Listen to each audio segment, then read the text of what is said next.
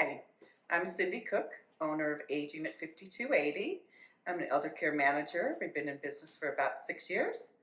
And welcome to another episode of Roadmap to Successful Aging. Today, I have my wonderful colleague with me, Karen Summers. Karen has been with me for about 5 years. And she has been in this space for how many years? Close to 30. 30 years, and I've been in this space for about 13 years. And Karen, I just get rave reviews, even though we don't ever get any for Google, because she won't ask for the reviews, but she gets rave reviews from her clients. And she just has a heart of gold and is one of the best navigators in the space. Thank you. I really believe that, Karen. I think you take your clients from A to Z, and you don't miss a beat with any of that. Thank you. And I think that's why we always have such successful transitions with your clients, and it just is a pleasure to work with you. So I'm happy to introduce her to you all, and today we're going to have a conversation about when to start the conversation about aging. And we're just going to talk about that and just see where we go with it. Well, I am super excited to be on this with you. I absolutely adore Cindy, and joining Cindy was absolutely one of the best decisions I ever made. It's really done a lot for my heart and being able to service people in this industry. So thank you for inviting me. Yeah. So it's interesting that we're having a conversation about starting the conversation, and we often throw that term around. So I'd like for you to explain to people, because maybe they don't know, what exactly does that mean and why is it so important?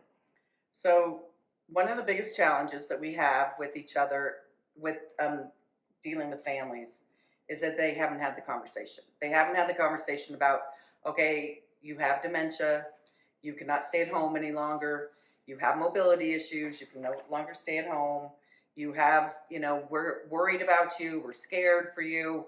I mean, this is what we deal with on a daily basis. All the time. So we thought it'd be good to just tell you, how to do this, when to work with a company like ours. And so I think the reason why we don't have that conversation is because people are scared.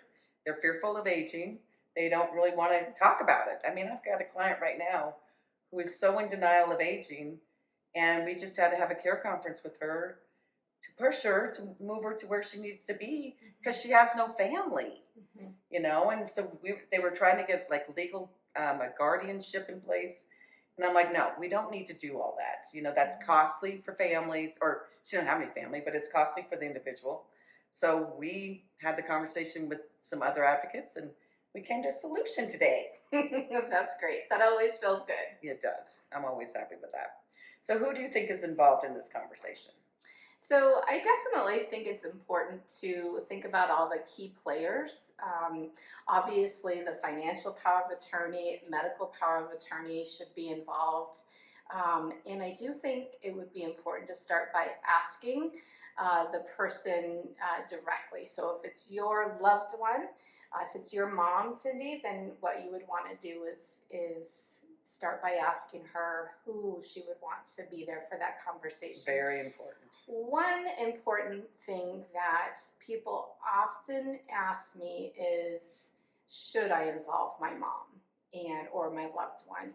And I do think that honesty is always going to be the best policy when it comes to this, with the exception if the person has more advanced forms of dementia, where there's a sense of paranoia going on, or maybe they're harming someone else or at risk to harm themselves. So in that situation, I would say to be a little bit more discreet and have more family meetings around this. But otherwise, even if there's some beginning or moderate stages of dementia, I do think it's important to involve that person, to empower them and help them feel in control. It's so yes, and that is one thing I think we do so well, Karen, and Aging at 5280 is we respect and give dignity and autonomy to the person we're trying to find the care for. And I think that over talking them or not involving them, and except for in cases of cognitive decline. Exactly. It's very important. So I really Mhm. appreciate that. I think that's great. Yeah. And you another bet. thing too is that, a lot of people may not even have power of attorneys, and how to even get power of attorneys. And that's part of the conversation if they don't, right? Like who's going to be power of attorney? Who's going to be the medical? People need to understand. I mean, when my mom was passing, my brother had that medical power of attorney. He had to make that decision. Mhm. I don't think he Mhm. was prepared for that. I know. And I'm in this space and he wasn't prepared for what that decision was going to look like. I know. So I I know. think there's a lot of education that needs to go around that medical power of attorney Oh, because that medical definitely. is more powerful sometimes than the financial. Mhm. Mhm. So Yes. that's I always astray, but we'll keep on. So, Cindy, what would be some tips that you would give to families on how to be prepared for starting the conversation? Yeah, so we have a checklist of things that we send to people of what to do. So I always ask the families, have you had this conversation with your parents yet? And if they say no, and I say, well, let me send you a checklist of things to, approach your parents or your loved one about. Let's sit down and talk about how, if you are safe living at home. Mhm. And if you are safe living at home, but you need some support, what does that look like? Mhm. And just preparing and just asking them to really sit down over a cup of tea or coffee or lunch in a very non-threatening place. Mhm. And usually I recommend that they go out to lunch or go to have coffee somewhere so they're not in their home where they're thinking they want to hold on to, Mhm. right? Because they want to stay at home. When you remove them and move them into a more neutral space, Mhm. I think that's a really good recommendation. Yeah, that can really mix things up just enough for them to be open It is, to right? hearing it. Yeah, Mhm. because when you're in their space and they're looking around, they're like, I'm not going anywhere. Mhm. So we always recommend that people take them out of there and go to lunch. And, it's a nice outing for you as family. Mhm. That's great. When is the time to start this conversation? That is an excellent question, and I get asked that all the time. And I'm going to start with when not to have this conversation, and that would be at the person's bedside at the hospital. Yeah. We are always preaching to our clients to avoid the crisis and to approach this when you're with your loved one when they are still at home doing relatively okay and they have a voice and a choice in this decision. So if you start to have more casual conversations with them about, how are you doing, mom? How are things going? When was last time you went to the doctor's appointment? More just prodding to see how things are going. I think that when the time comes that you need to have a more serious conversation, you've already set the stage that you're involved and that you care. So when you start to see, if and when, hopefully you don't, but if you start to see some of the signs that maybe your loved one isn't doing so well, like the house is no longer being kept up, maybe you're starting to see the mail piling up. Are they taking their meds properly? Are you starting to see spoiled food in the fridge? Are they losing weight because they're not eating properly? Are they no longer going out? Are they getting lost when they drive? The list can go on and on. There are definitely some clear-cut signs that your loved one can use some support in the home. That is when to have the conversation.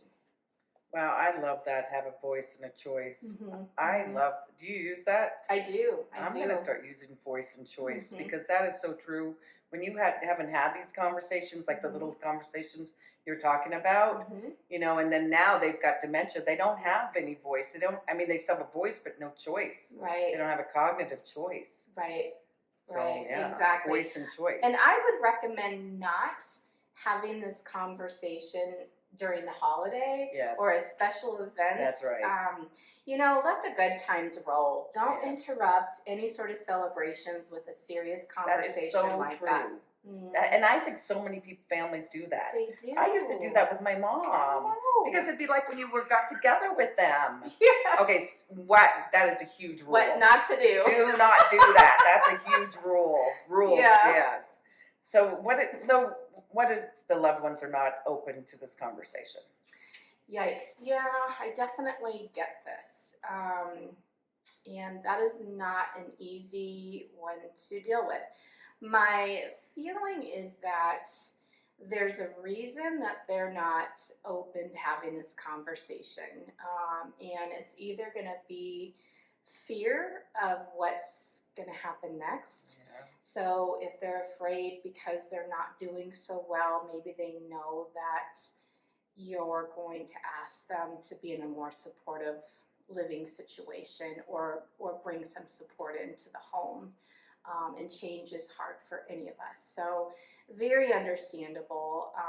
The other reason could be that they may not fully be aware of truly how bad things are because they've been in it so long, they just have no clue, or maybe their cognition prevents them from fully understanding things. So just be aware of that.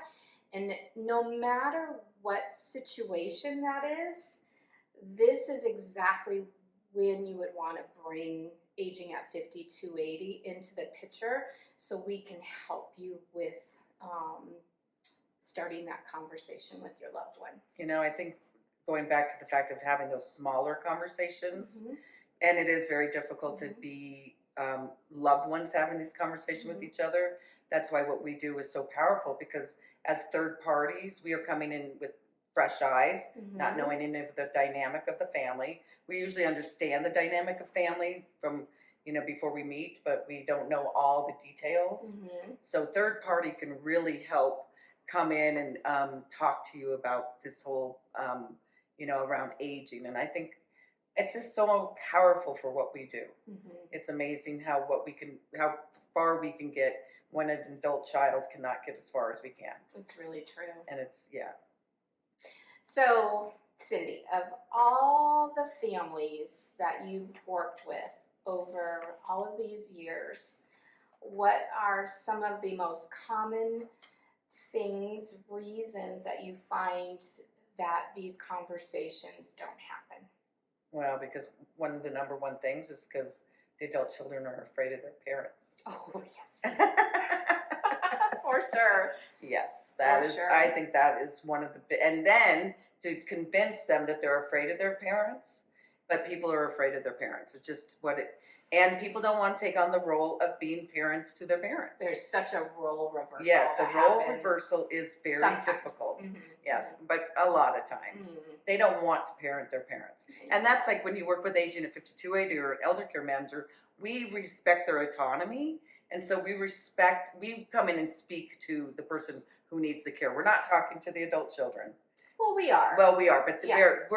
we always direct Everybody. our conversation. We're talking to everybody. Yeah, but we usually direct our conversations to the person who, and getting them very involved with keeping them in a position of power while Yes, involving the whole family as a unit. Yeah, and I think that that's one of the biggest things is that, we hear the same stories, and I'm like, yes, okay, I know. Well, we've done that, and we will, we have moved many people into communities. Well, they say they're never going to go.